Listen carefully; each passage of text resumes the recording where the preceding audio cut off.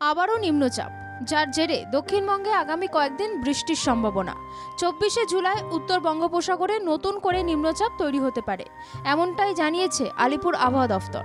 বৃহস্পতিবার থেকে রবিবার পর্যন্ত ভারী থেকে অতি ভারী বৃষ্টির সম্ভাবনা, সঙ্গে ঝোড়ো হাওয়া বইতে পারে ঘন্টায় 30 থেকে 40 কিলোমিটার বেগে।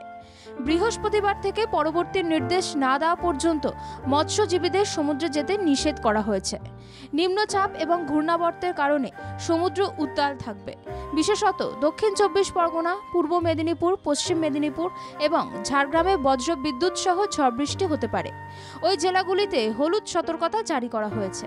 পাশাপাশি কলকাতা সহ হাওড়া, হুগলি, দক্ষিণ 24 পরগনা, পূর্ব ও পশ্চিম মেদিনীপুর, ঝাড়গ্রাম, পুরুলিয়া, বাঁকুড়া, পূর্ব ও পশ্চিম বর্ধমানে ভারী বৃষ্টির পূর্বাভাস রয়েছে। রবিবারও ঝাড়গ্রাম, পুরুলিয়ায় ভারী বৃষ্টির সম্ভাবনা রয়েছে। বাকি জেলাগুলিতে সতর্কতার মতো পরিস্থিতি নেই, তবে বৃষ্টি হবে। বৃষ্টি হলেও আর্দ্রতাজনিত অস্বস্তি বজায় থাকবে। মঙ্গলবার কলকাতার সর্বনিম্ন তাপমাত্রা ছিল 27.4 ডিগ্রি সেলসিয়াস, স্বাভাবিকের চেয়ে 0.9 ডিগ্রি বেশি। দক্ষিণের মতোই উত্তরেও আগামী কয়েকদিন বৃষ্টি হবে।